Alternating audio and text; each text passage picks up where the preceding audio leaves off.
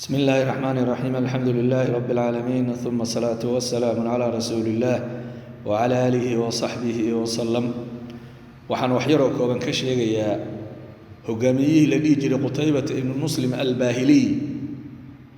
وانينكي دولك الذي جري السمرقند وهذا اللي يراهدو تاجيكستان كازاخستان اوزبكستان افغانستان دولك اسودن تانكا وانينك فري جغرافيا مسلمين تو وحي يقانين ما وراء النهر وبيغا wax ka shisheeya wuxuu ka bilowdaa dhulka hadda Iran la yiraahdo illa xuduudda China illa Hindiya dhulka u dhaxeeyo weey ninkaas qaa'idka ah waa ninka dhulka furay zamanka uu dhulka furanayana waxay ahayd zamankii Abd Malik ibn Marwan taariikhdiisa uguma talagelin inaan halkan uga sheekeeyo laakiin waxaan rabaa inaan maanta aan isxusuusino isaga iyo nin reer miyi ah ama reer baadiye ah qisa dhex martay ninka Qutaybah ibn Muslim al-Bahili leeyahay hogaamiyaha oo aad u qiimaha badnaa oo taariikhduna ay qalmaanta ragga wax qora oo ahlu kitaabada ah ama wax akhriya ay ka daaleen amaanta ninkaas inay qoraan qalmaantu way ka daashay indhuhuna way ka noogeen qiyamka iyo geesinimada iyo sharafta ninkaasi lahaa ninka saasa wuxuu ka dhashay qabiil la yiraahdo Baahili baahiligu muxuu yahay marka waa qabiil carbeed oo qabaa'ilada Quraysh la dhashay oo ku abtirsan Nabiyullah Ismaaciil oo dhulka Sacuudiga ama jasiiratul Arab dega ay kamid yihiin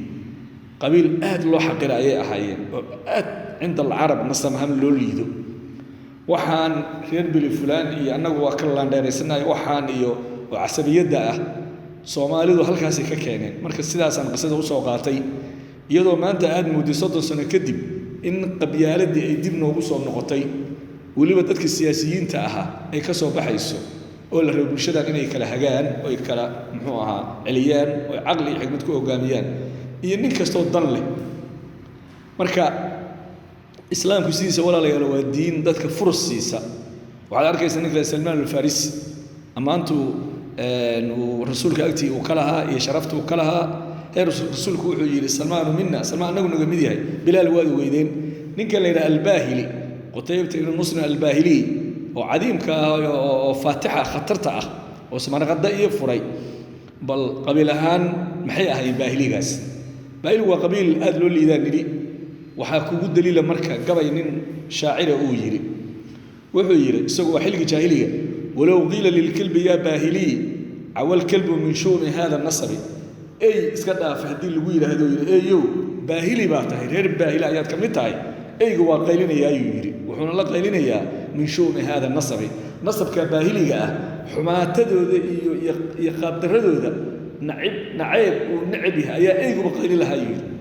bal fiiri wax bini aadan saa loo cayaad aragta saasay ahaayeen carabtu islaamka sida aragta ka dhigay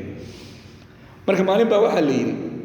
qisadana marka in yar ka sheegaya isaga reer miyiga dhex martay nin dhan ee dhulka furtay oo qaa'ida ay inta loo yimaado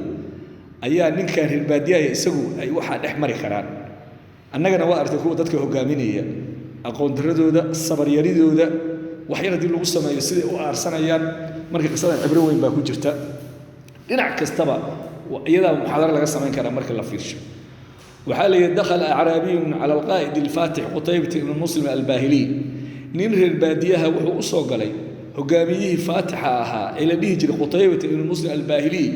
أيها نكر البادية ومال أصوغلي فقال قتيبة وحو كيري ننكر الميقها أتحب أن تكون من باهلتي مجعل لها دينا نقطه قبيلك باهلة لإلهات كمد نقطه أما باهلة بعد نقطه وأعطيك نصف الإمارة مدحتنما بركيده لو سي ما يريد قال العربي لا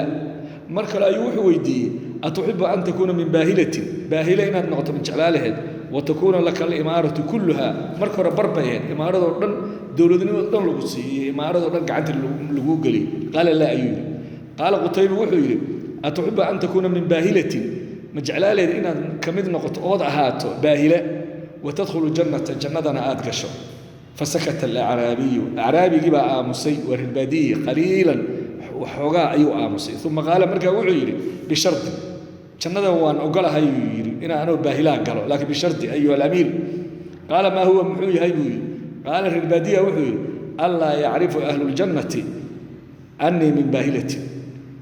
إنيسن أوغانين دتك أهل الجنة أخ